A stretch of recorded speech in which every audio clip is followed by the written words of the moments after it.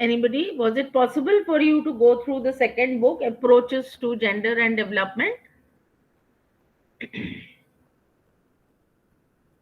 Not really, ma'am. Not Just really. a few pages Okay, okay. and browsing of pages. All right, all right.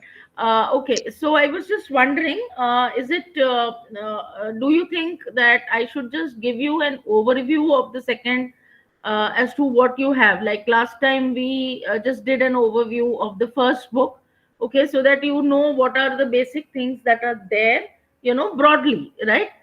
Because as I said, that the number of classes are limited. So what we will be doing is we will just take up one of the book and just go through it, just roughly. I'll just give you an overview of it, all right, so that when you start studying and reading the booklet, it becomes easier for you, to kind of you already know what is there, isn't it, and what are to be highlighted.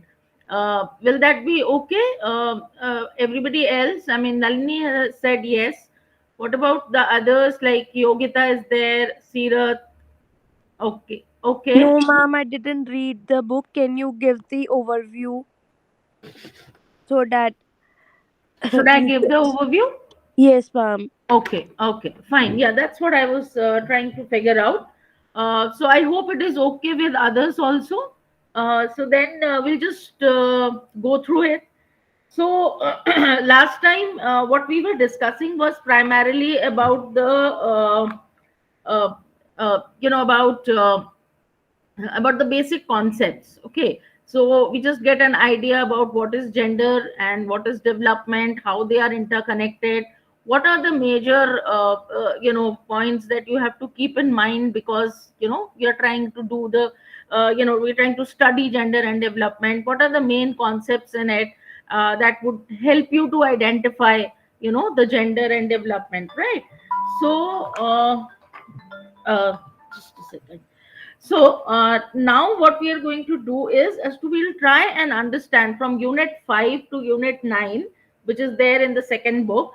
It primarily discusses about, what are the development discourse, okay, and what are the various concepts of development that was taken. All right. It also discusses about how gender has come into the development process, how gender is being included in the development process, how United Nations, who had declared a complete one, decade of, gender, and decade for women and development. That was declared between 75 to 1975 to 1985, and how different conventions were held in different places, what was the outcome of those conventions, and how those conventions has also helped India to realize as to why gender has become so important. If you go through the course, go back in your studies, you will realize that it is true that constitution has given equal rights to women right from the beginning when the constitution was made. But somehow or the other, before the conventions were held, before there was so much of discussion on women or gender was not really identified as an important element, right? We had just took it for granted that okay, equal rights have been given, so everybody is getting that equal right, right? But then later on, when India actually had established different agencies to find out as to what exactly is the situation of women in India, it was realized that it was pretty bad, right? Because whatever rights were given, many women were not even aware of it, right? Because initially there was a lack of education. Okay, the choice of education was that the men should get the education and the women should stay back, and that is the reason why people were not even aware. I'm talking about mostly women. Now they were not even aware as to how, what kind of rights they have, what is the proper way of getting those rights. So so all these things came into, you know came it became visible, okay, that in spite of everything, in spite of all the facilities, things are not reaching to the right person, Okay, so this is what is there in this particular section. So it's like, first they have discussed about the various kinds of the various ways of or rather the various approaches to development. Okay, so there were views. Initially, development was always considered as a development process uh, which is uh, uh, which is following the western development discourse. Okay, so all the underdeveloped countries felt that if we follow the pattern of the advanced countries, then it is that's the best way. Okay, and we will be able to follow the development process. So they started thinking about how the western worlds are doing.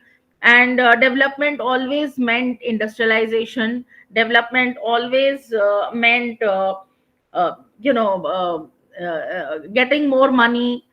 Development always meant a lot of people working in the industrial areas rather than in the agricultural field, because development was categorized as that. Okay, so if you go through the fifth unit, you will realize that how the process of or the concept of development was initially a different thing and slowly started changing. Okay, especially in the 80s when Amartya Sen, many of you might know that he's a Nobel Prize winner in economics. He was the one who started talking about welfare economics. Okay, now this welfare economics was primarily talking about obviously the welfare concept, that it is not just about the GDP, it is not just about the per capita income increasing, right? It is also about how the higher GDP and the higher higher amount of uh, amount of things that we are accumulating, how the capital is being accumulated, and how it is also distributed, because that is also very very important. Distribution of the GNP, distribution of the GDP. It is not just about the quantity. So when Amrita Sen came, he gave a different kind of different approach about development. All right, but throughout, and then later on, there were talks about the emergence of the modernization theory. All right, the modernization theory basically insisted on the growth of the economy. Okay, the shift from traditional economy to the shift from modern industrialized economy. All right, so the entire modernization theory by different people were always saying that every economy begins with being a traditional economy, which is obviously a rural economy. Your primary source of earning for people in that such economy is obviously the primary sector, that is the agricultural sector, animal husbandry and all related to agriculture. And then they slowly go and move towards the modern economic system. And modern economic system basically works on the industrial area. Right now, so there were a lot of people who also started criticizing it, right? Because it is obvious that industrial economies also resulted in a lot of failure. Okay, failure of the family system, failure or family actually disintegrated. More and more urbanization when it took place, the rural areas got neglected. Okay, so it is not as if the modernization theory or the concept of the industrialized economies were always very favorable, right? So slowly, as I said, the development concept started to change. Okay, so there were people who started talking about that it is not just the economy, that should be taken into consideration. The development process should also talk about the underdevelopment of the economy. Okay, as to why there are certain economies which are extremely underdeveloped, whereas why there are other economies which are, highly developed. So there were people who came up with the idea that it is there is a complete divide between the developed economies and the underdeveloped economies. The underdeveloped economies are primarily being exploited by the rich economies, which is, in some way or the other, it is quite true. If you look at the colonial structure, when the European countries started colonizing different countries, especially in the Asia, Africa, you will find that they have actually not done any economic development of their colonies. Okay, they have created the colonies in order to use the natural resources. Okay, use the physical resources, okay, which was mainly the human resource, in order to try and reap the benefits. And the benefits were always for the European economy. Okay, and that is the reason, that is the way the European economy developed so much. Okay, because they were making colonies in different, in economies which were rich in other resources, but somewhere they were technically not very advanced at that time. So they were able to take that advantage, and that has made the some of the economies of the world, especially in Asia and Africa, quite poor. Okay, so again, the concept of development and the concept of underdevelopment were also taken into consideration. Okay, somewhere or the other, the concept of underdevelopment also was talking against capitalism. There were actually two views. There were people who believed that underdevelopment, has occurred in an economy, but the intervention of the government will not help those economies to develop. So what should be done? It should be left to the market structure. Okay, the free market structure, and the government should not interfere. On the other hand, there were people, or there were economists who were supporting the concept of government intervention. For example, we all know that Marx is always in support of the Marxist theories were always in support of social theories. They were against capitalism, and they believed in communism and socialism, believing that the government intervention is very, very important. Otherwise, the capitalists have a will always try and exploit. And the Marxists also believe that, be it men or women, irrespective of the gender, it is always, the capitalist is always there to exploit the human resource. Okay, and by exploiting the human resource, by getting the surplus amount of production, they give minimum salary to the people, and to the labor who has contributed so much to the development, or to the earnings of the company. But the maximum surplus is taken up by the capitalist. Okay, so when you go through this unit, you will realize that there's a lot of talk about the various development approach, right? But it was also realized that, in spite of all the development approaches that are there, none of the development approach is actually talking much about women. Okay, or nothing about gender for that matter. Okay, so most of the development approach were only concentrating on the economic development of the country. Okay, as to how much is being produced, how much is being used, but there was you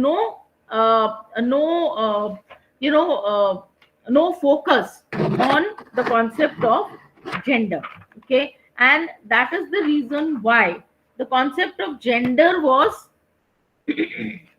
to be taken up, and that was taken up with the concept of WID, which is known as Women in Development, which went on to women and development, and later on it went to become the most important part that you will be doing, which is the the gender and development. Okay, so how did the concept of WID, that is WID, came into existence?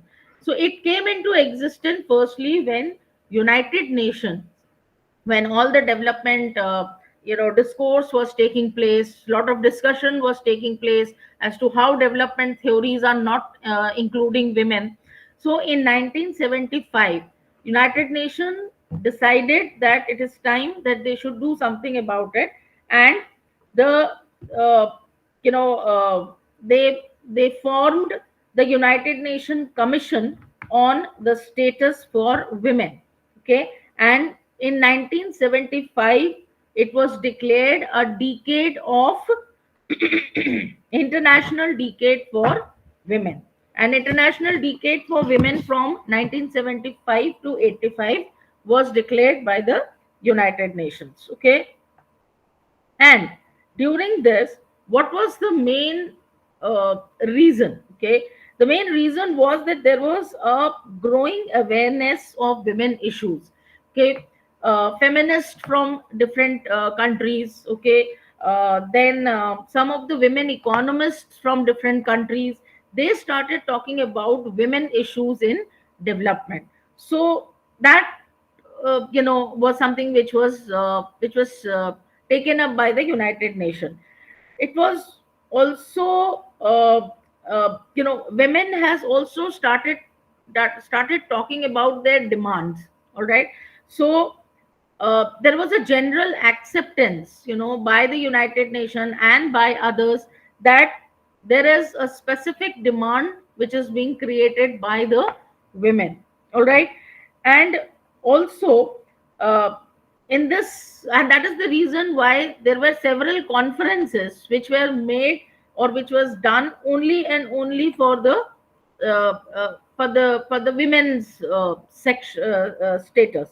Okay, there was also a concept of equality, as to people started talking about equality, equal opportunities. They were emphasizing constantly on the equality between men and women. Okay, so as you might be aware that there were initially in those 10 years, there were total 3 conventions uh, uh, which were done. All right, which were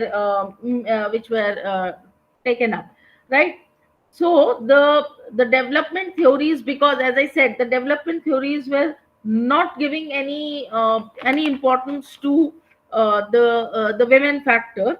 So it was decided that it is important that we must have the concept of women. Now the theory, the concept of WID was first of all brought forward by a thesis which was given by an economist whose name is Busseret. Okay, she was the one who came up with the idea of WID. She said that the contribution of women in agriculture has always been neglected. Okay, in Asia as well as in Africa, women work a lot. She gave a theory that women are working a lot in the agricultural area, right? So in the agricultural sector in Africa, women are always going in for subsistence level farming. Okay, because in Africa there were less farm animals to be used, so they were mostly using hands to have subsistence farming. And in India, the most of the farming was done by the cattle. Okay, and because they were using animals, it is the men who were doing the farming. Okay, so therefore whatever work women are doing in India in terms of agriculture, it is being completely, it has become completely invisible, because nobody is actually looking at the effort women are putting in the agriculture. It is the man, because he is the one who is plowing the field. He is the one who is otherwise taking care. But so sowing the seeds or harvesting the seeds in which women are also contributing, that is becoming very invisible. When it comes to Africa also, most of the farming was done by the women, but at the same time, when mechanization of agriculture started taking place, the work of women was completely neglected. Okay, why? Because most of the machines were being used by the men and not by the women. So what Busaraf was saying, that in spite of the fact that women are contributing much more to the production when it comes to agricultural production, unfortunately their work is not taking in being taken into consideration. So she was insisting that it is important for the people, the government, the policy makers to bring women in development, and that is how the WID, or the Women in Development, came into focus. Okay, and people started talking about the WID approach. Musarraf's theory was also criticized by a lot of other theorists, and they always said that no, there are different aspects of WID, right? One aspect or one approach is the welfare approach, okay, in which, according to some of the economists who favored the welfare approach, okay, and it was initially in the 1960s to 70s.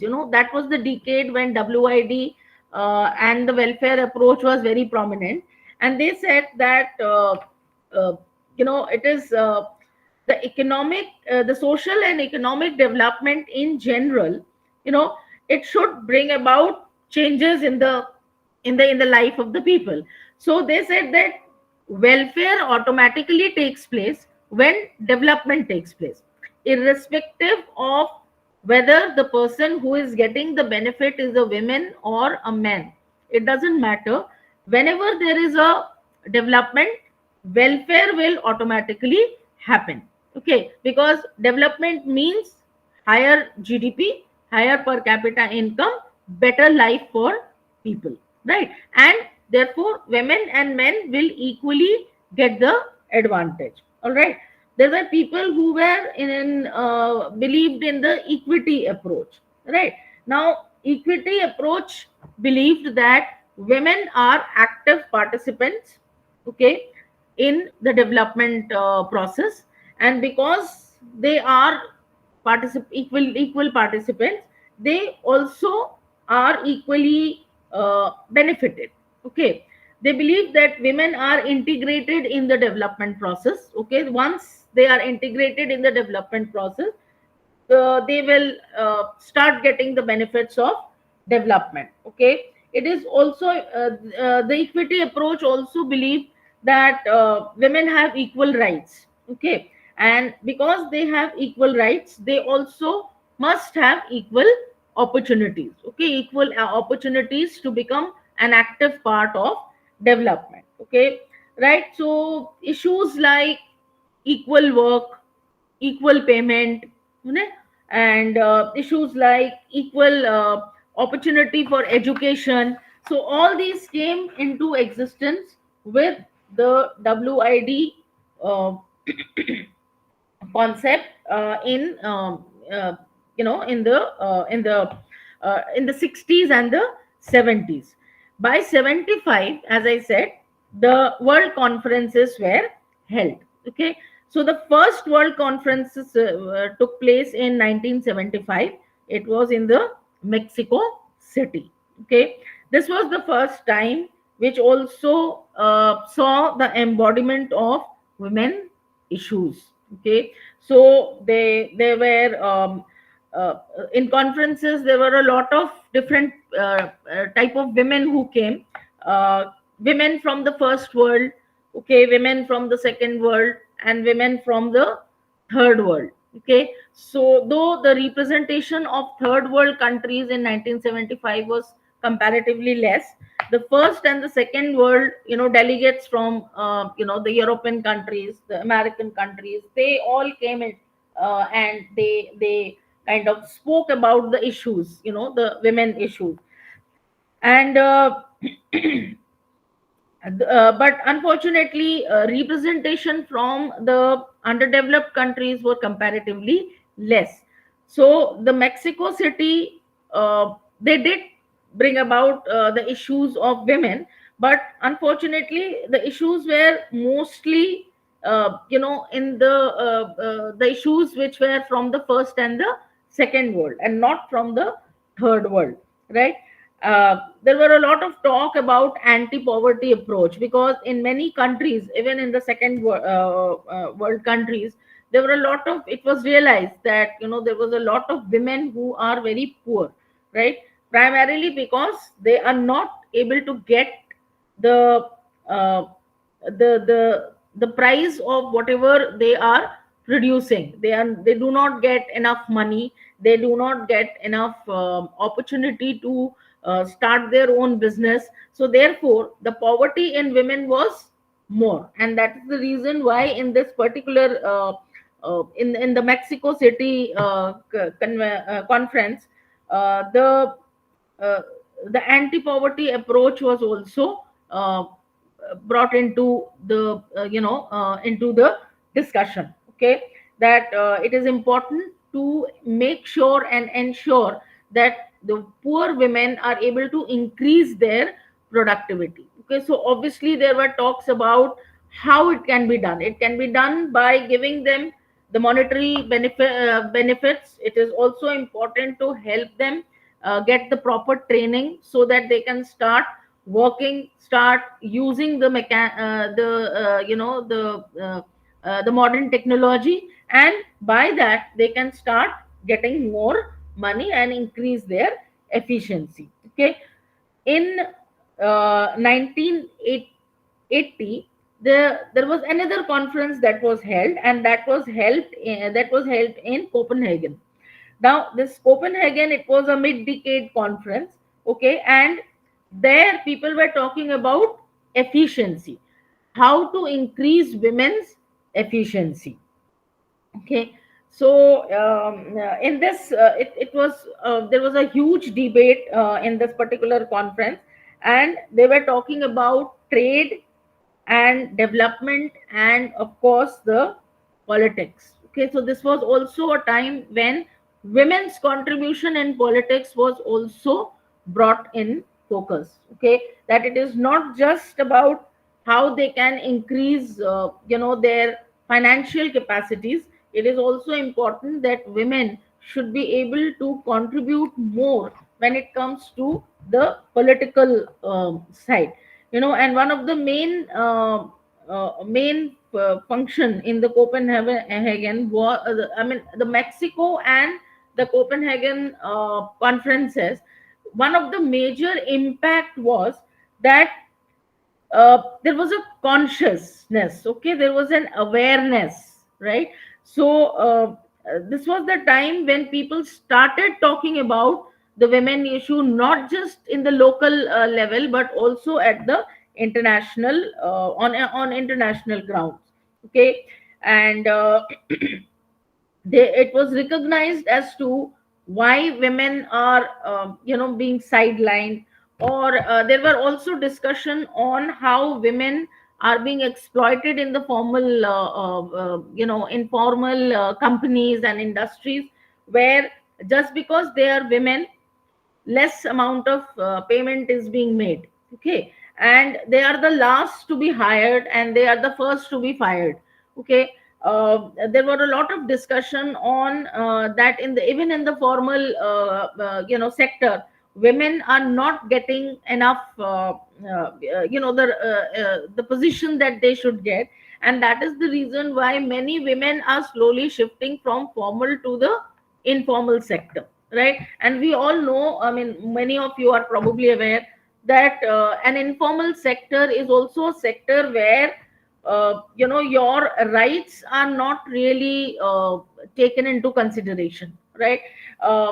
Informal sector becomes easier for women to join in at any time and leave at any time, and the reason is that women are supposed to do a lot of other work. It is not just the work that they're doing in order to get money, but They have to take care of home, they have to take care of the sick people, they have to take care of their children. So finally it is easier for the women to be in an informal sector. And but unfortunately informal sector doesn't give you any social security. It doesn't pay you the right amount of money. There is a lot of difference when it comes to the payment. Okay, the payment in informal sector is, there is no proper system, right? They do not follow any system. And that is the reason why, again, in an informal sector there is a lot of exploitation that happens when it comes to the women labor. Okay, there that the yes, Nalini, you want to ask something? Yes, ma'am. Ma'am, could you give us some example of informal sector? Sadly, I'm not able to understand. Yeah, of course. See, informal sectors are generally the small private sectors, like, for example, people working in the small, tea stalls. Okay, people working in hotels. All right. Women working in, even if you look at our agriculture sector, most of the agriculture sector, or rather actually 95% of the agriculture sector in India is informal, isn't it? there is no Yes, yes, there is ma'am. no Okay. rules and regulations there. Okay, right. Women who are working at home, they are making, let's say, they are making baskets, they are making mats, right? They are making, they are in tailoring units. All right. So they are working there. There is no system, right? If I am a private tailor, and let's say I know that I get a lot of work, so what do? I employ three or four people, give them one machine, and ask them to work. Right? You're working from morning to evening. I tell them that you will get 200 rupees. They are probably contributing more, right? I ask them to make, if they do it on a private basis and make one suit, they will take something 1000 rupees. But what I'm doing is I'm asking them to make, maybe one suit every day, but I'm actually paying them 200 rupees. Okay, because I'm the owner of the shop and I decide who, gets what, isn't it? So there is like n number of informal sector, if we talk about India. Okay, and there are a lot of women who are working, isn't it? The companies, they take women and ask them to sell their products from home to home, right? Haven't we seen women carrying a huge bag and coming to our home and selling this, selling that, isn't it? And how much do they get? If you sit down and talk to them, they will probably get the entire day from morning to evening. They would get what, 2, 3, 400 rupees in hand. Okay, and also there is no system in which, and they don't have any social security. Tomorrow, if they fall sick, isn't it, they will miss the work. They will not get any money, right? They will also not get any medical help, isn't it? So these are the areas, in which are considered as informal sector, sectors which do not have any rules and regulations, the government rules and regulations, any policies, anything, nothing is there. Okay. Okay, ma'am. So, all right, so that is what is informal sector. All right. So it was realized that women were constantly, being, shifting from the formal to informal sector, because even in formal sector their work is not being properly, kind of recognized. All right. So obviously, these are the, points on which a lot of discussion had taken place in the Copenhagen. And then the third conference came up in Nairobi in 1985. Okay, so in 1975 one conference, 1980 the second conference, and the third conference took place in Nairobi. Okay, here Nairobi was also a place, or in this particular conference there was a huge representation of the third world. Okay, we all know that the third world countries are the countries which are primarily poor economies and underdeveloped economies. Okay, so this was a major achievement for the Nairobi, uh, conference, where a lot of delegates had come from the third world countries. Okay, and there, this was also the place where they had discussed a lot about the problems of the third world country. Point is that there are some issues which are common to all women, okay, be it from the first world or from the second world or from the third world. But there are some very specific issues which are there in the third world countries. Okay, poverty is one of the major issues. Lack of opportunity is also one of the major issues. The cultural and the social system of the third world is also completely different.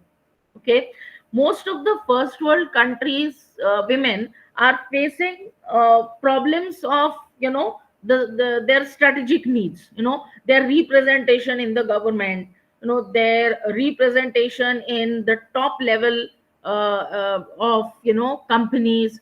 That is their major problem. So they talk about their rights. Here, when it comes to the third world countries, the women are mostly worried about, how to run their home. Okay, how they are going to, they are not talking about political rights. Okay, they are primarily talking about rights of their day to day need. Okay, they talk about their everyday work and how they are able to get money. They are talking about their how they have to bring up their children.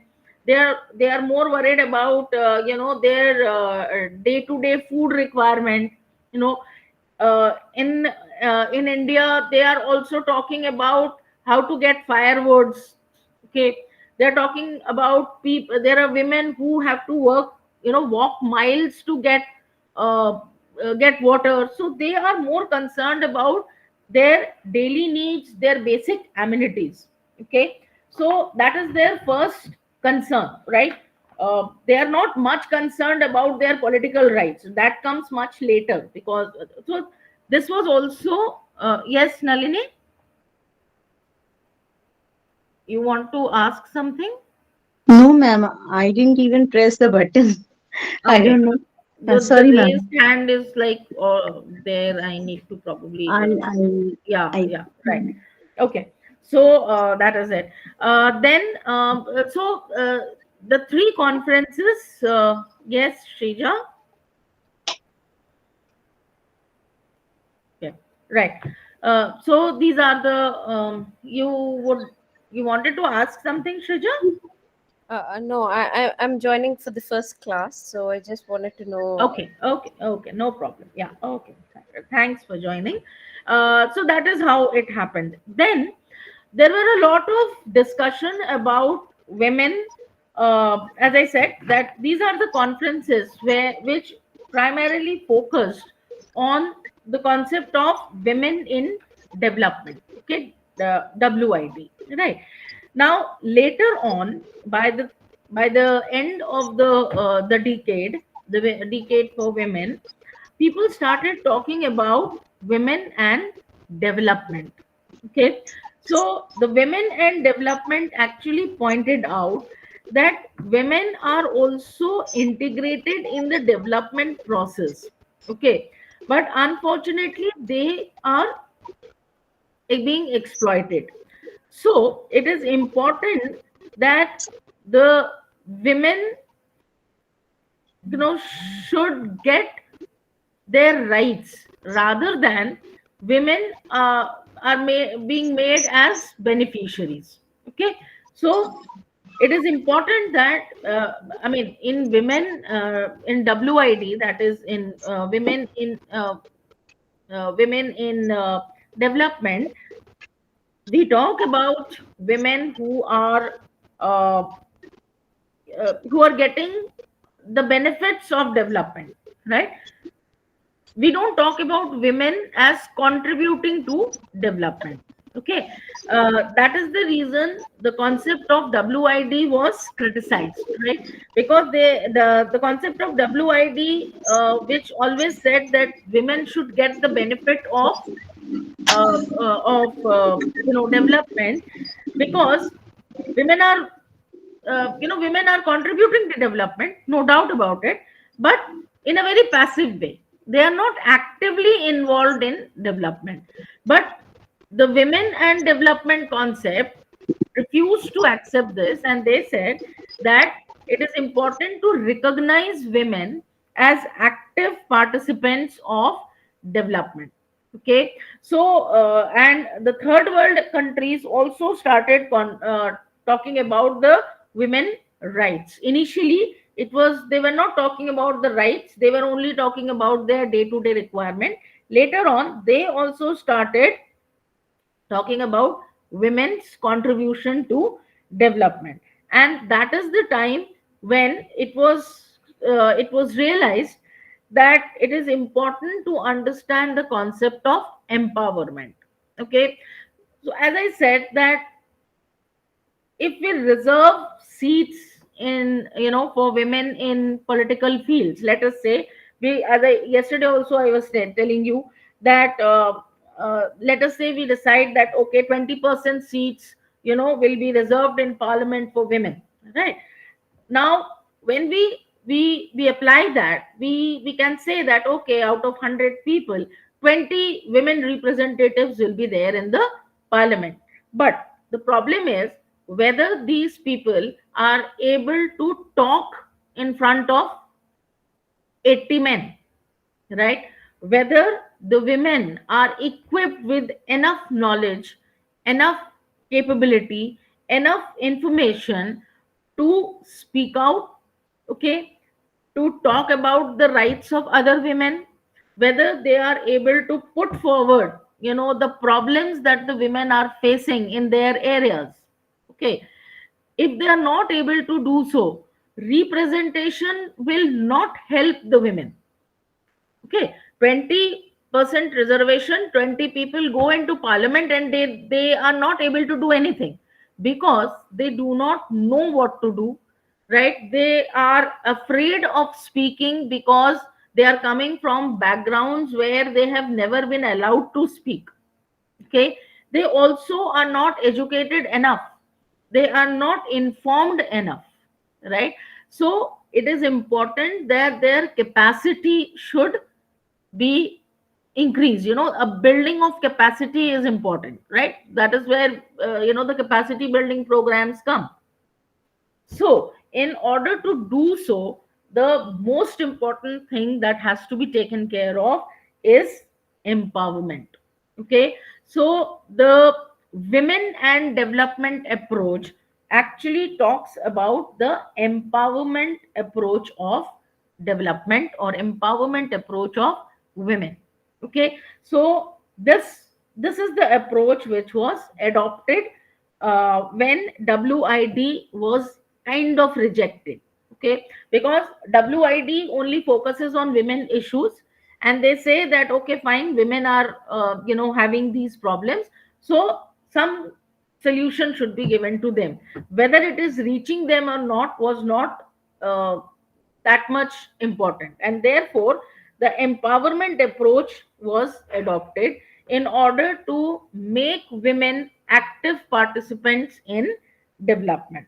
Okay, so the empowerment approach actually questions the notion that the women can be addressed as a universal category. Women from different countries have different problem, and that has to be recognized. You cannot say that people or women of the advanced nation and women of the third world countries have the same problem, because they don't. Okay, the opportunities women get in advanced countries and the opportunity women gets in the underdeveloped nations are completely different. Okay, the cultural structure, the social structure of the western world and of the eastern world are completely different. All right, so you cannot say women is a universal uh, group, and therefore they are homogeneous, because they are not, right? Even in one single country, women from different areas, they are heterogeneous group, right? So even when we talk about Indian women, we will realize that even in Indian women, we have heterogeneity. We have heterogeneity between urban women and rural women. We have heterogeneity even in the different states. Okay, women from one state is different from women in another state, right? So women is not a homogeneous group, right? And therefore we have to understand the problems with respect to the area that the women belongs to. Okay, what kind of opportunity they are getting, how you are going to empower them. So there is a you have to figure out, and it's a very very broad concept, and therefore you just cannot take them as one. There is a there are oppressions of women. Okay, there is a gender relation issues, right? There are destructions, ecological destruction which affects the women. Okay, uh, uh, the uh, the multinational companies which has come has also affected women in some way or the other. There are places where women have been affected positively, there are places where women have been affected negatively. Sometimes when we introduce a very high level multinational company, few women who are equipped to take up the job, they get the benefit, right? But there are other areas in which women are not able to take the benefit of having the liberalization policy. When the country was liberalized, it was always believed that every sector and every section of people will get the benefit, but that was not true. Okay, so we have to understand, self-employed women organization Seva, when it came into existence, okay, in Ahmedabad. And there was another place, Bangladesh, where a Grameen bank came up, mainly for helping the women. It realized that how much women can do when they are given a proper opportunity. Okay, in fact, I was reading about this Grameen Bank in Bangladesh. The way women in Bangladesh, and I'm talking about women who are coming from very poor background, the way they were very eagerly taking loans, the way they were doing their small business at home with that help of that the money, and the rate at which they were also returning the money was amazing, right? So it is important to understand that women can actively participate provided they get the right opportunity, right? And that is how they started working on it. All right. So in the Nairobi conference actually was a big change, right? The third world countries in Nairobi conference, as I said, in Nairobi conference, a lot of people from the third world were there. They came up with a group. They formed a group which was known as DAWN, DAWN, right? And it was like development alternative with women from the new era, right? So they said that the development concepts that was initially thought for women were not right. So in a new era, we must have new approaches, right? New approaches, obviously, of empowering the women, right? So that is how the WAD concept, that is women in development, came into existence. There was another convention that was signed in the Nairobi uh, conference, and that is known as, you may have heard about it. It is Convention for Elimination of All Forms of Discrimination Against Women. It is popularly known as CEDAW. Okay, CEWA, CEDAW. And this was a very popular, convention, and a very popular and a lot of countries have ratified it. Even our country is a part of it. And it was important that discrimination of women in terms of education, discrimination in terms of giving them opportunities to work, discrimination as far as salary structure is concerned or the payment is concerned, they should all be eliminated completely. To some extent, yes, the government companies have done it, right? But unfortunately, in many private companies, still we find that there is a difference as far as salary structure is and facilities are concerned, right?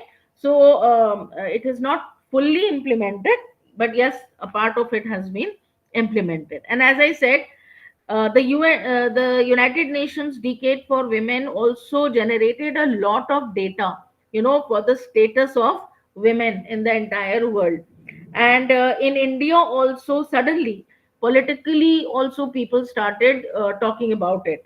And we realized that in spite of the fact, as I told you, that our constitution gives right to every women equal rights, it was realized that it's not happening. Okay, so the government of India in 1971 actually formed a committee on status of women. Okay, so it was appointed. And they were asked to see what are the changes. Okay, they were asked to look into the changes as far as legal, constitutional, administrative, political, social, economic point of view, as to what is the status of women in India, especially after independence. And it submitted its report in about 3 years. In December 74, the report was submitted. And the the report was completely dismal. It was a report which showed as to how the women's participation in employment, in political activities have declined. It showed that there was a complete gap of when it comes to the literacy rate. Okay, there was a big gap of vocational training which was given to women were not getting it, right? It was also realized that illiteracy and vocational training is also a major reason why women are not able to participate in employment generation activities. And there was a big gap when it comes to the health factor. In spite of the fact that constitution talks about child marriage being abolished, but it was realized that girls who were below 15 years of age, in many states they were still getting married. Okay, and there was a huge gap between the life expectancy of women and men. There was a lot of there was a high rate of maternal deaths that were taking place. Women between the age of 15 to 45, there was a high rate of deaths taking place there. And the child mortality rate was infant mortality rate was very high. And in that also, the women child, the girl child was dying a lot. And so suddenly it was realized that in spite of we got freedom in 1947, 1950, constitution and everything was kind of implemented, planning was being done. But by 1974, the status of women in India was in a very, very bad condition. Okay, so frankly speaking, it is because of that 10 years of International Women Decade declaration by UN that Indian government also thought that they should try and find out as to what is the condition of women. Okay, and it was realized that women in India, the status is very critical. And that is the reason that it was decided that there are certain things that needs to be done. Okay. So as I told you, WID was not something which was accepted. Later on it was rejected. Then the GAD approach had come, and as I said, that GAD approach is primarily talking about uh, the empowerment of women. Okay. So in the fifth and the sixth unit, you will realize that you are only and primarily talking about uh, these, the conferences, the WID approach, and the WAD approach. Okay. In the seventh unit, you will talk about as to how WAD had gone into and had become GAD. GAD means the gender and development. Uh, it was it was important, as I said, that the empowerment approach was taken up. Right. Now, what exactly is empowerment? Right. We all know that empowerment is actually a process. Okay. It's a process whereby the women can critically reflect on the condition of their own lives. Okay. And acquire the knowledge, skill, and consciousness to change and transform. Empowerment is a bottom up approach, right? You cannot implement empowerment on people, right? Empowerment is something which should come from within the person. So, if I need to be empowered, the government cannot put empowerment in me, right? The government can give me opportunities through which I can empower myself. Okay. So when it comes to empowerment of women, it was important that uh, the women are given uh, certain opportunities, okay, certain benefits, so that they can themselves empower them. Okay. They have to realize as to where they are lacking, and they have to take that step, okay, to become empowered. All right. So that was the most important thing that empowerment has. It cannot be enforced. It has to be done from, it has to come from within. Okay. So the United Nations started creating, funds for women. The different countries started talking about empowering women with the help of uh, different committees and commissions. Okay. And that is the reason, that is how the empowerment was implemented. Okay. So there are different ways of empowering. One is, of course, economic empowerment. Okay. So you create opportunities for women to become economically independent. Okay.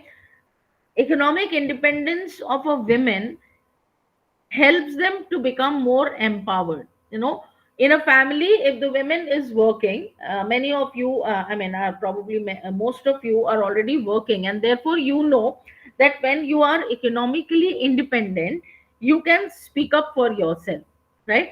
You don't depend on somebody for your economic needs, and that helps you to speak up, to put your views forward.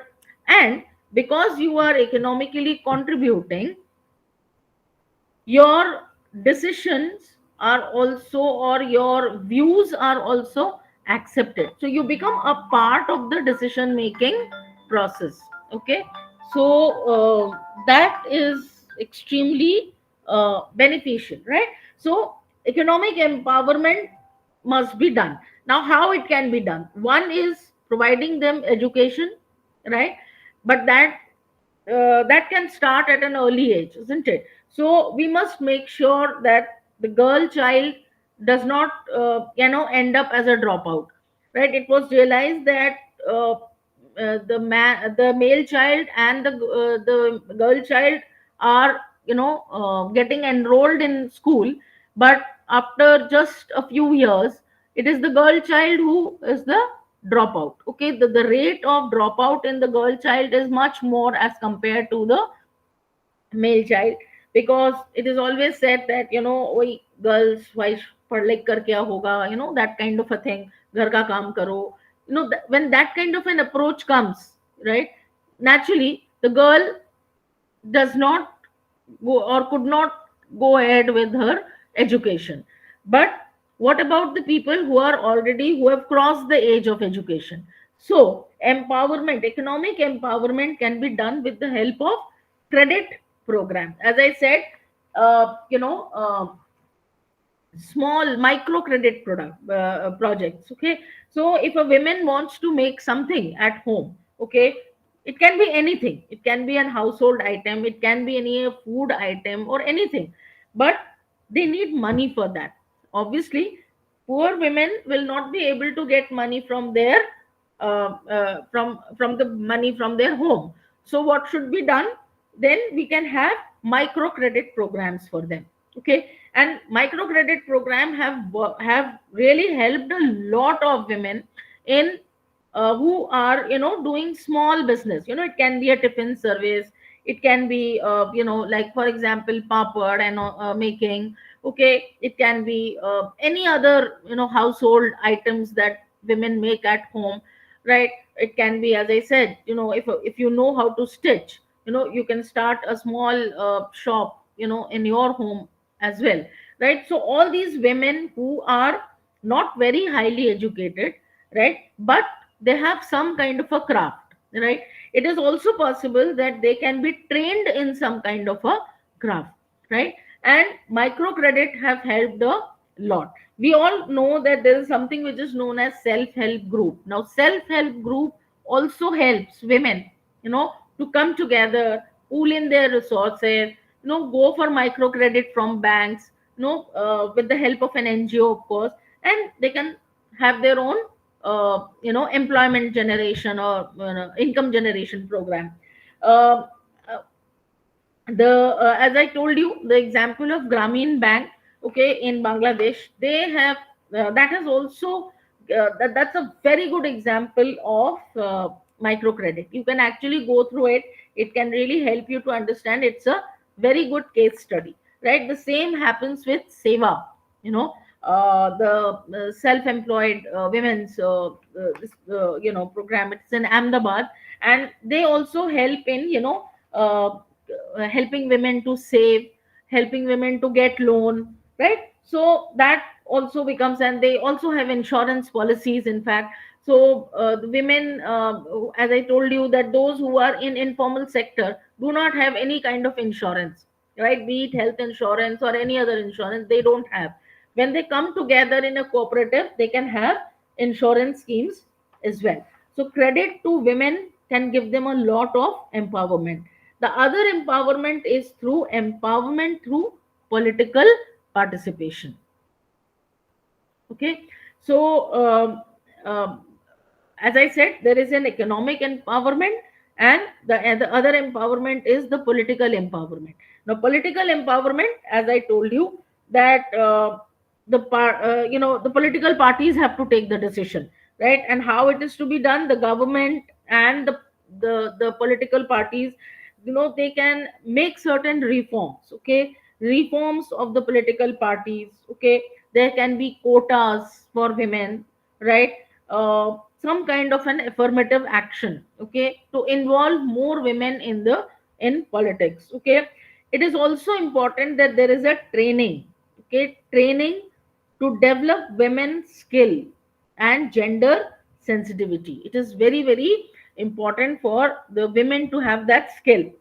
Work with the women section. The political parties must work with women section, and also uh, some kind of political organization exclusively for the women. Okay, so they that can also help them to become more active, participating uh, in the political structure or the political life.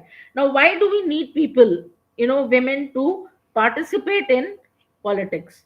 Uh, Primarily because representation of women in the political party is important. We know that the political party who is going to become the ruling party will be making decisions, isn't it? Political parties who are even in the you know uh, who are in the opposition, there also women representation will be important, because both of them will help in making and formulating the laws, okay, the legislations, isn't it? So there it is important that women are uh, you know participants there, right? So empowerment is not something which will happen in just about 2 months, 1 month, 1 year. It's a continuous process, right? So once the empowerment begins, that process will have to continue, and for that political will is required, right? The will of the policy makers, no, all these things are, will have to will be put together. All right. Then just making policies will not be enough. It is important that you have to uh, implement the policy. Problem is that there are a lot of times when policies are made, but unfortunately they are not properly implemented. So here also it is again the political will, the legal system of the country, the will of the law. Okay, so all these things need to be working together in order to help the empowerment process to take place. Okay, of course there is also going to be a social commitment. Uh, it is important that the overall social thinking, about women, about giving opportunities, has to be changed, and that changes come from the family itself. It is the family who is going to uh, create an environment which is conducive to women empowerment. All right, just a second.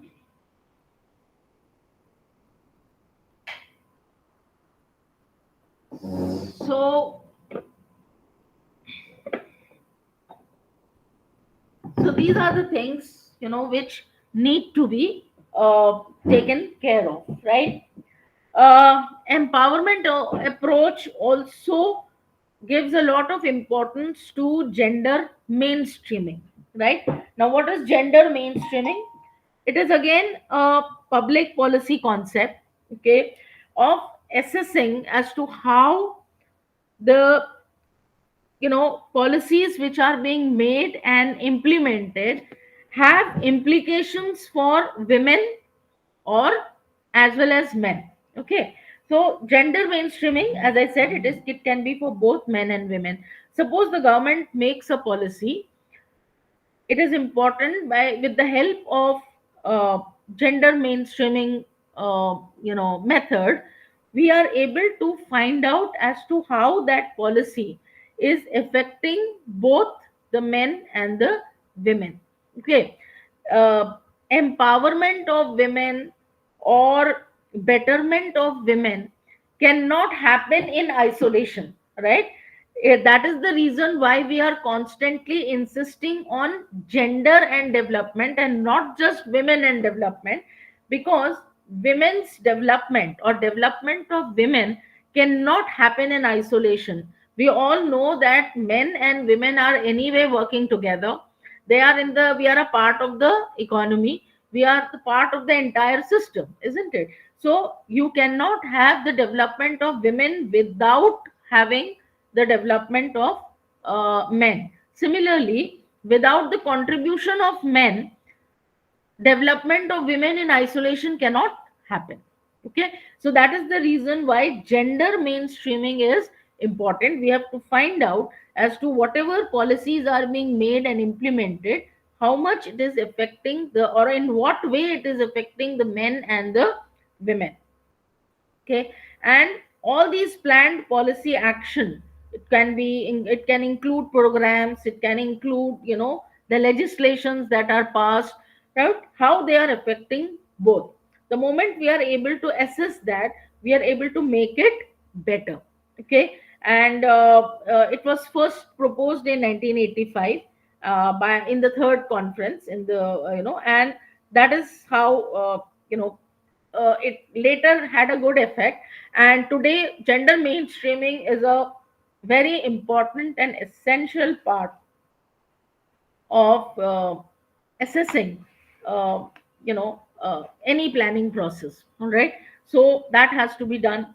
Gender planning needs to be done, right? If we want to have a better balance and equality between the genders, it is important to have gender planning. Okay, so we have to recognize what are the present inequalities that are existing. By recognizing the inequalities that are there in the society, new plans can be formulated. Okay, when these plans are formulated, it helps in plans are formulated, and more importantly, as I said, plans are also implemented. We with the help of programs, or with the help of new policy making, then we can improve the status and the condition of the women. Okay, uh, gender planning will also help you, to expose and analyze, okay, and also resolve the inequalities. So for that, first we need to accept that there are inequalities. If we don't accept that, we will not be able to plan. All right, and yes, it is important that and we must understand that there are inequalities. Okay, right? So there are a lot of places where this is being done. Kerala is a very good example, and in Kerala a lot of programs were made. There was a program of women component plan, where women were included in policy making. They were able to start their own work, and a lot of new small programs were introduced for the development of the women. Okay, so that is a very good example of gender planning. We also need to understand about gender budgeting. uh, a budget sometimes is a very comprehensive budget, and the budget is made for the entire country, right?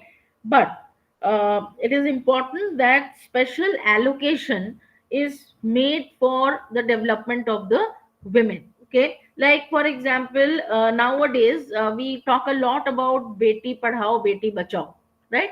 So that is also a kind of a budgeting.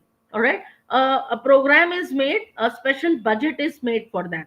Okay, we have heard about a lot of program in which like for example, nowadays women are being given gas connections. Okay, that is also a part of budget is meant for that, right? So these are special budgets which are going to make the life of women easier and better. Okay, if most women are able to get the gas connection, in especially in the rural and the low income areas, uh, it will help them and save them from using things like, for example, wood.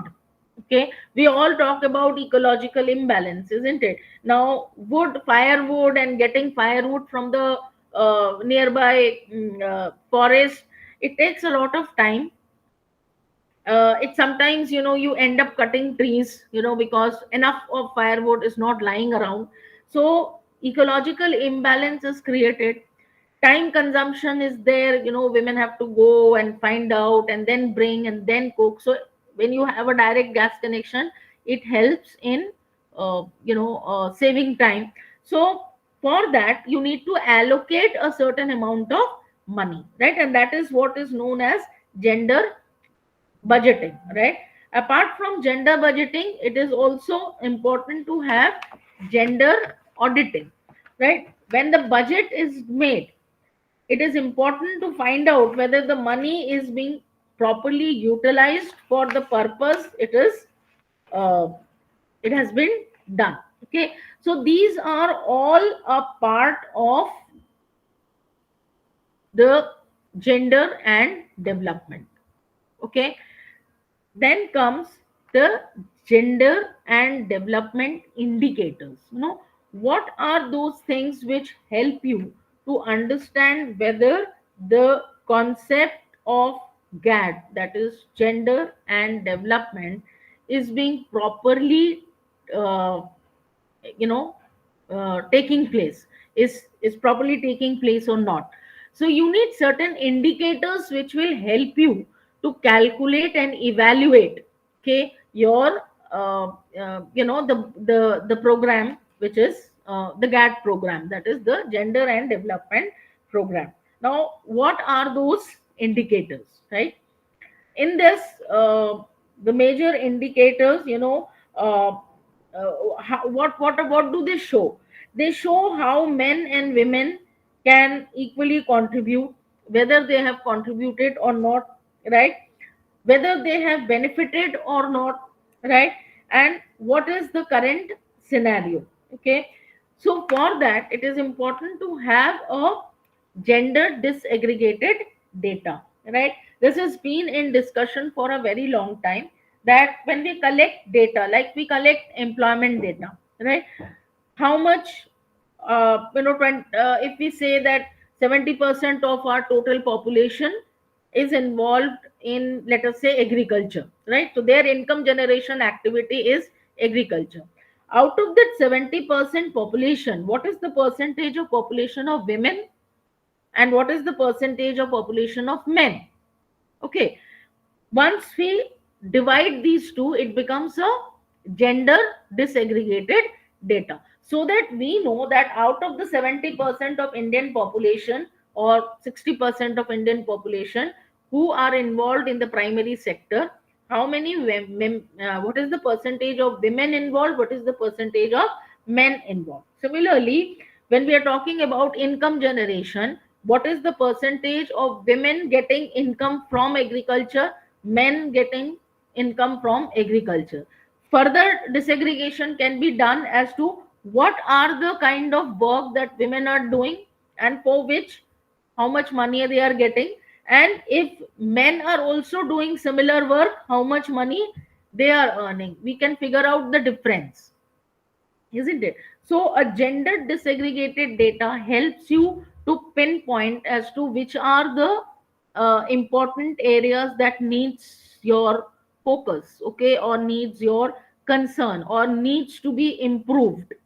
Okay, so the concept of gender disaggregated data also plays an important role in this, okay. And uh, why do we need to have indicators?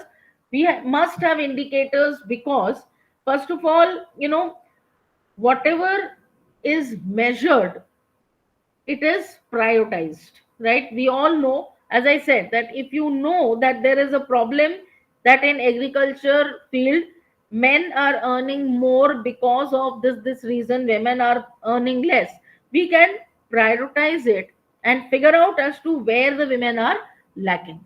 So unless and until we have a measurement in front of us, we are not able to concentrate on it, okay. So the first thing, why we need indicators, or gender indicators, so that we can prioritize and we can gather more information about it.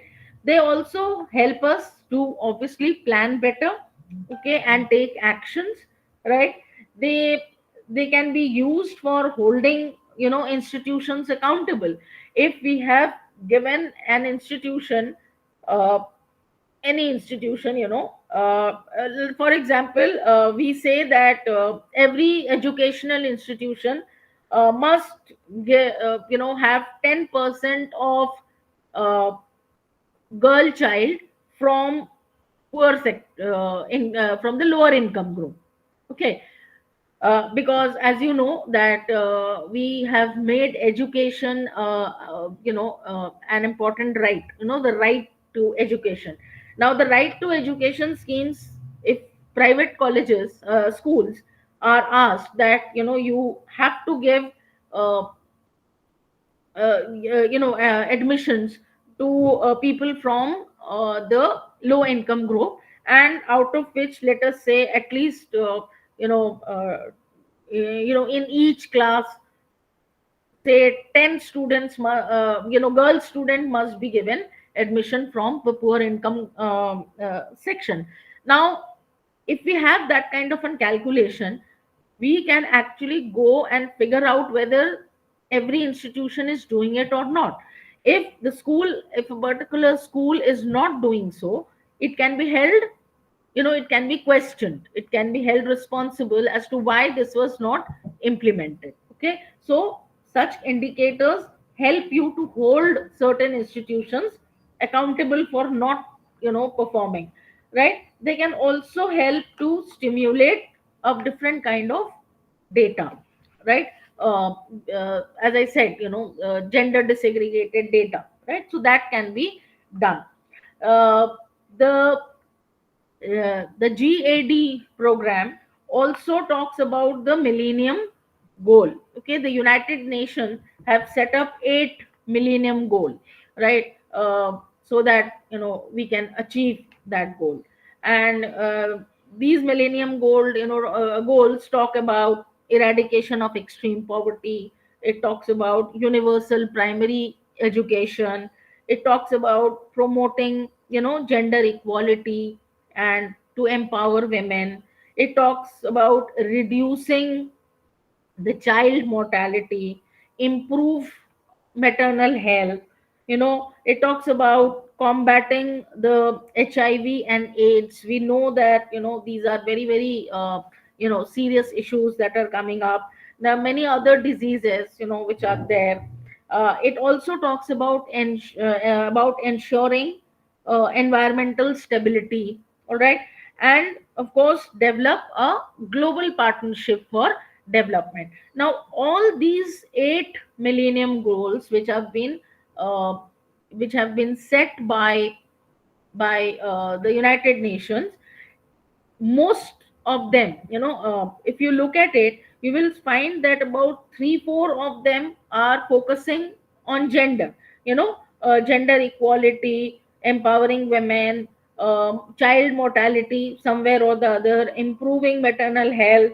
HIV and AIDS also takes into consideration the gender factor, but direct gender factor is not there when it comes to eradicating extreme poverty and hunger. But here also, the GAD program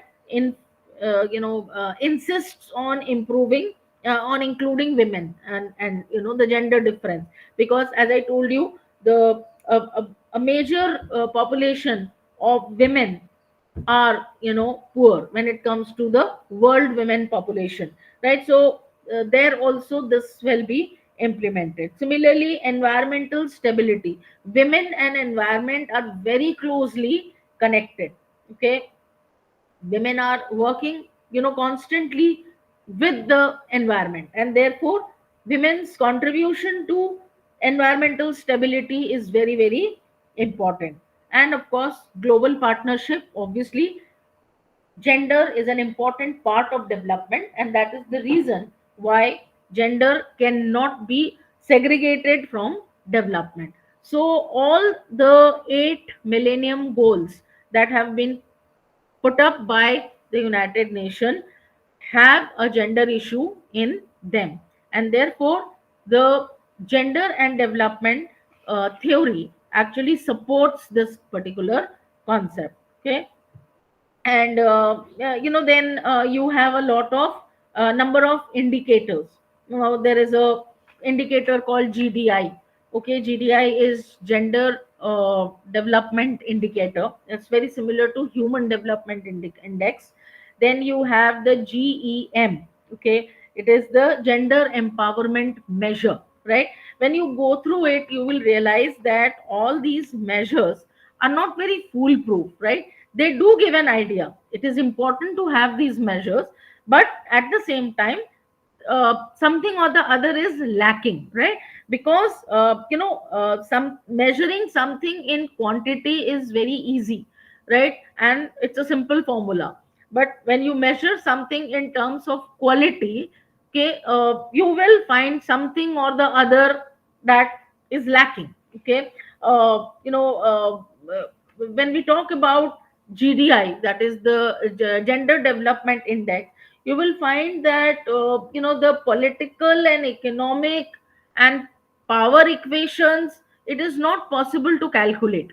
Okay, you can just figure out as to how the development index is showing the development of gender in terms of uh, you know uh, certain aspects, but aspects like human rights and all, it becomes a little difficult to calculate. The calculation of something which is not very figurative becomes a little difficult. But at the same time, these are these are the measures which help you to understand as to how uh, you know how the gender can work. Okay. Then of course, there's a lot of discussion on, as I told you, women and poverty, as to how education and training of women must be focused on.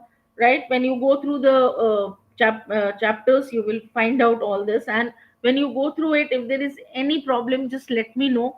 And if there is any clarification, then please let me know. Right, then women and health, as to why it is important, what are the legislations in support of that, how it can be implemented. Then women and armed conflict. Right, this is something which is very very sometimes very very crucial, because any country which is facing an armed conflict, okay, it is the women who are really in a very bad state. Right, you know that there is a war going on right now between Ukraine and Russia, right?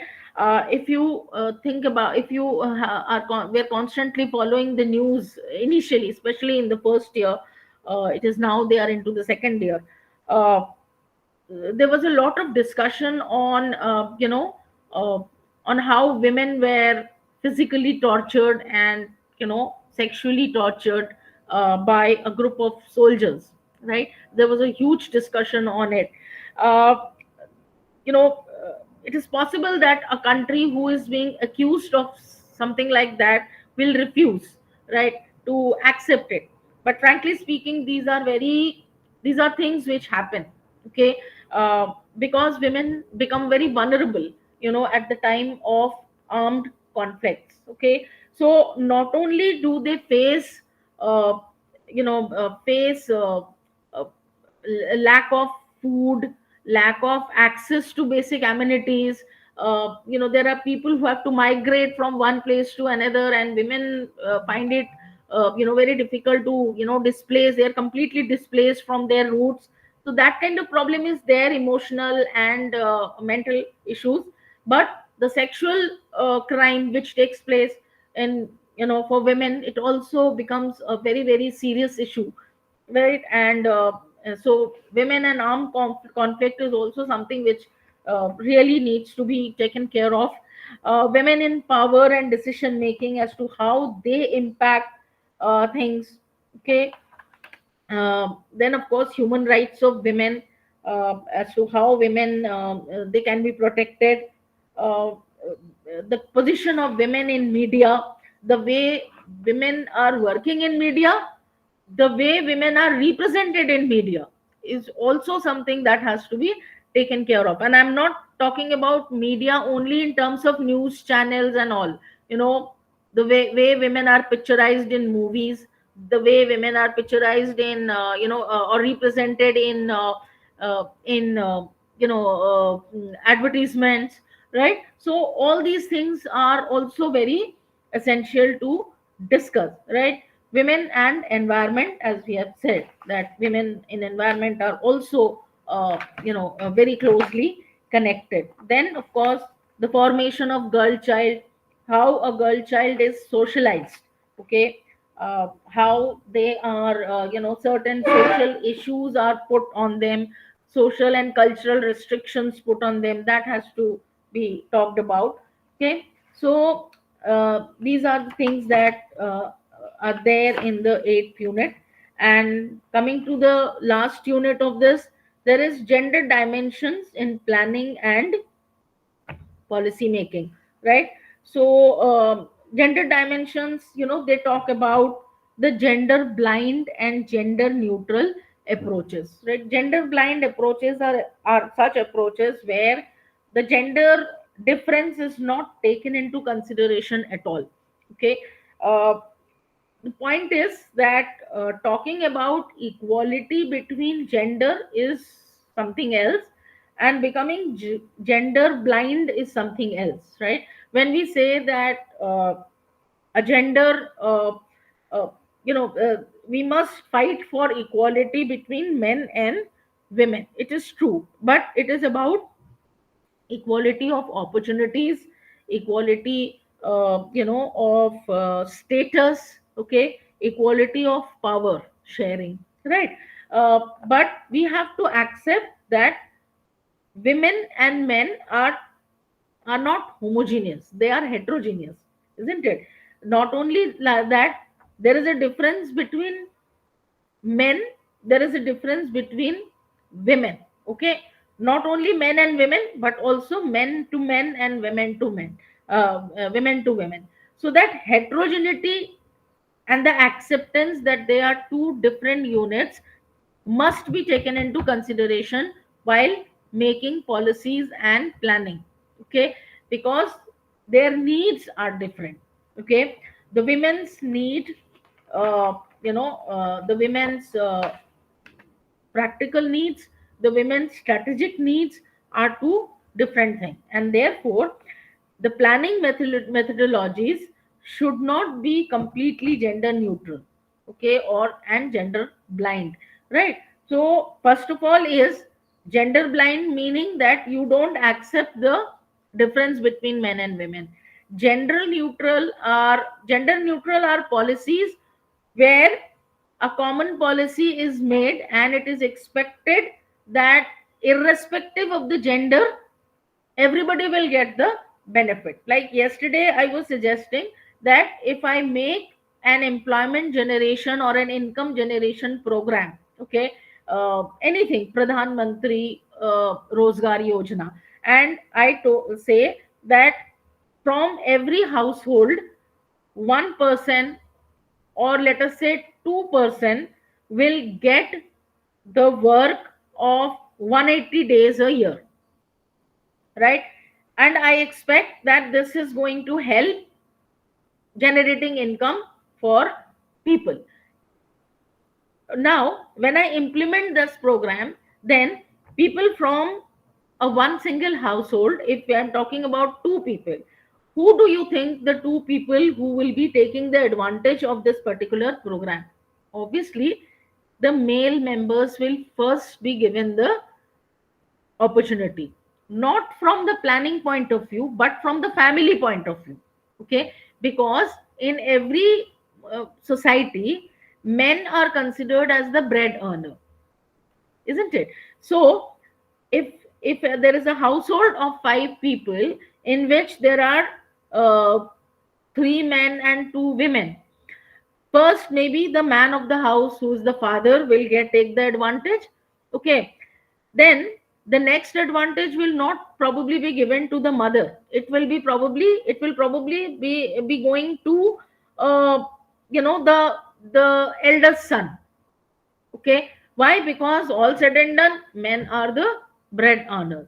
So the mother might be needing a job, but she will not get the advantage only because she is a woman, okay, and not considered as the bread earner of the family, okay? So this kind of policy becomes gender neutral, okay? Policies which are thought that it is going to commonly help everyone, but because of the gender difference, okay, because of the social attitude, because of the cultural system, okay, it becomes a gender neutral policy. Okay, so the gender blind and the gender neutral policy as to how it can be, taken care of. All right, and so these kind of things are done. You will be studying about it.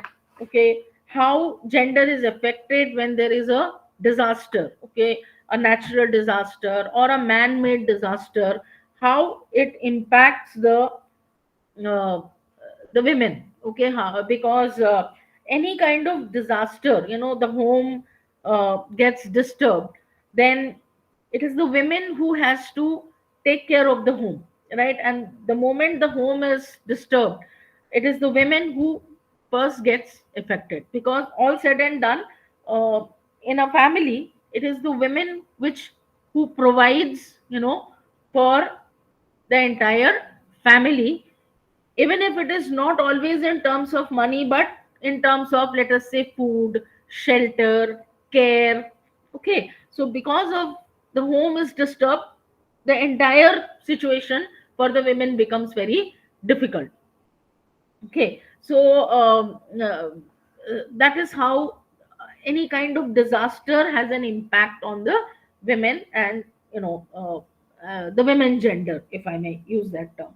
So these are some of the important areas that has been emphasized, okay, as to how women based approach needs to be taken up, how right based approach, right based is the right of the women. Okay, the as to how different rights will help, right to information, right to the counseling services that women needs, right?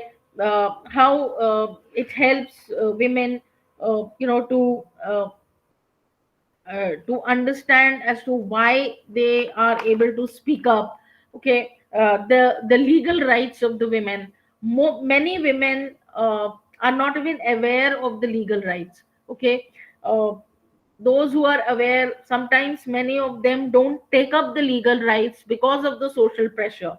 Okay, uh, there again, awareness creation for women is important. Okay, we know that there's a lot of sexual abuse that takes place, right? Many of the sexual abuse in the last few years, there has been a lot of reports, right?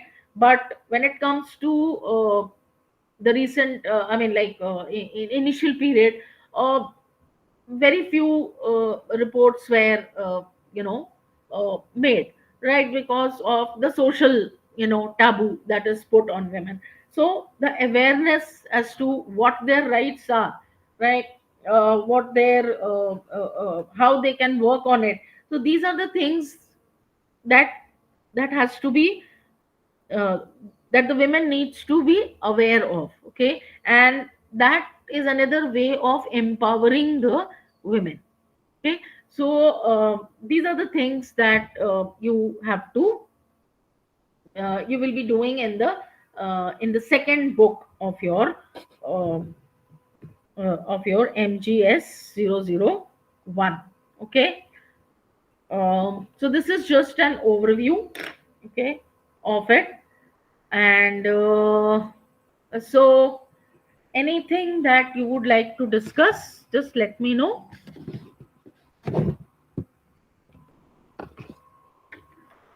Is it okay? Nalini, Anisha, Shrisha is here, Shrija.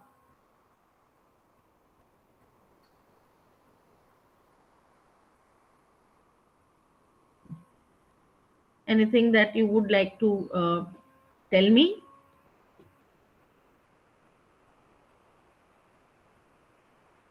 Yes, Shrija, we do have a group. In fact, Shrisha has already created the group. Uh, so, Shrisha, will you just add Shrija there? Hello, Yes, Professor. I'm here. Yeah. I can add her. Yeah. Shrija, can you Yeah. give me your Shrija, number, please? just if you have already shared your number, it is fine. Otherwise, you can just share it. Yesterday, Yeah, I got it. Monday, you have the number? Okay, Yeah, she has great. sent it in the group. Okay, okay. Then please add her, right? Yeah. And anything that you would like to tell me, we will be meeting on Friday, of course, and we'll try and finish off the third and the fourth, book. Okay. Ma'am, I just have a question regarding the field work. Okay, Uh-huh. when are we supposed to complete it? Uh, See, field work is something which you can complete. You can start thinking about it.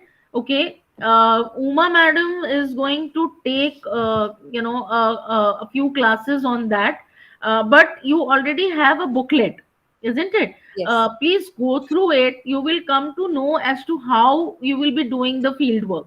Okay. There are I mean You can actually do a field work, or you can do an internship. You can also do a project. All right.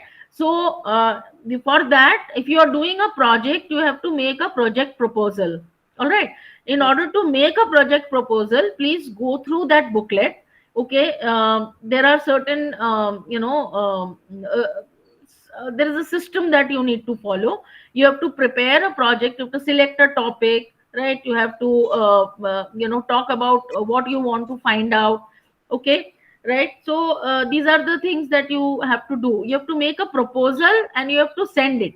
You have to send it to Uma madam, and you also have to send it uh, you know uh, and there from there Savita ma'am, and they will be approving it. Okay. So, and if you are doing an internship, then you have to find out an agency, NGO, where you will be doing your internship. So okay. are you planning to do a project or an internship? I'm working for IBM currently, so I thought if I could pick IBM as an organization, but since you Okay. All right. yes, So, whatever you are planning, you just have to send the details to Uma madam and Savita ma'am, and they will be approving it. And after that, you can start doing it, and you can prepare your project, and then you will have to submit it. Now, submitting the project, if you can do it before your final examination, isn't it? It will be in June, isn't it? So you yes, can do it before that. You can actually do it after that also, but then your results will be withheld till you submit your project. Okay. So you might be clearing all your MGSE 1 to MGSE 5 when you appear for the written examination. But if you don't give your project or submit your project till your project is evaluated, your results will not be declared. That is okay, the only difference. okay, Okay. yes, So it's a good idea that you submit it before, so that together your first year's result can be declared. Okay. okay, So that's it. ma'am. You know?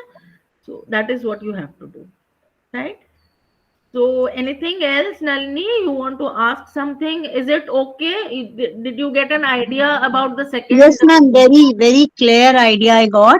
Okay. The Okay. only thing remains is like I have to write for missing volume one book of MGS 001. You get in touch with the where are you living? Where did you? Lucknow, Lucknow. Oh, acha, okay. You're living in my maternal family's place. Okay. So in Lucknow, there's the regional center, I whichever know is that. your. So you have to just find out from your regional center. Either Okay. call them up or talk to them. They must be having it and they will give it to you. Okay. Just inform them that you did not get it. So, sure. Okay. Thank you, ma'am. Yeah. Yes, So you thank can you. do that. Clarification, ma'am. Do we Yes. have a recording of the previous session since I missed it? Sorry. The 5th January there was a session. Do we have a recording of that? Yes, Recording will be yes, updated, it is there. ma'am. It is on the sir Ma'am, saying something. Yes, recording sir. will be updated to tomorrow. Tomorrow. Okay, okay, sir. Thank you. Okay, right. और अपने study material के लिए इसी mail ID पे email करिए madam. All right. Yes, Okay. sir. Okay. Yeah. All right. Great. So that is it. Anything else? Anything, Shisha, Anisha? Would you like to ask something?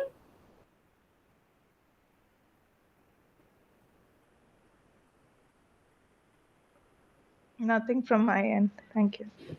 Yes, Shisha.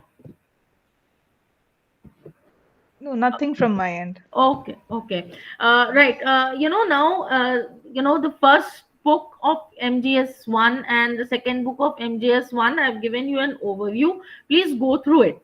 Okay. So once you go through it, you will be able to understand more, and you might also have a few questions on it. Okay. So whatever doubts you have, just let me know, right? So that, we can discuss it, right? And as I said, on Friday, we will do the third book, and I think I'll be also taking up the fourth book, because there are six books in this particular in MGSE 1, and we have five classes. So the third and the fourth book are slightly uh, you know uh, smaller, and then we will be doing it, right? And that is it. So Nalini has a very nice dog. Mhm. I have many dogs. Oh my God, is that so? Okay. That's nice. Good, good, good. Right. So, so that's it. Yeah. So, anything else that you would want to discuss, just let me know, and we will discuss it. Okay. Right. Thank you, ma'am. Thank you. Thank you for joining.